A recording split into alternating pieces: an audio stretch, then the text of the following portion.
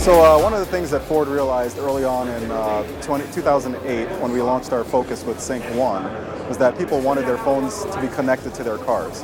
But as we've gone on in the years, those phones have become more enabled. We have smartphones, we have apps, we have all these things that people want to connect to their vehicles, and it becomes the most important thing that they have. So as they get into their car, we provide seamless connection to our system so that they can keep using it as they drive.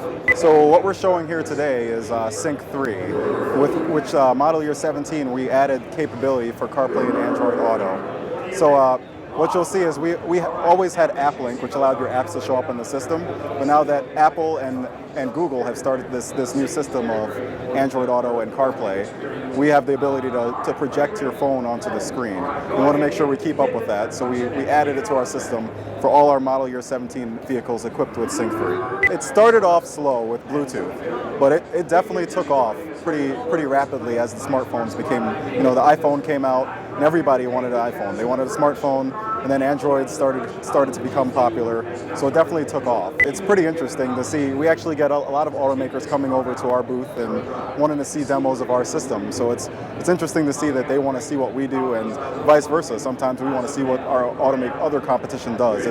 We want to make sure that we're keeping up with what people want in the industry, so that's kind of it's a good landscape to be in. So people are very married to their devices, as we all know, so having the ability to look at everything that shows up on your phone showing up on the screen, and in a way that makes it more safe, that makes it safe to actually drive down the road. You want to make sure you're doing things that are related to the driving experience and not trying to distract yourself from driving. So hands on the wheel, eyes on the road, you have all that connectivity.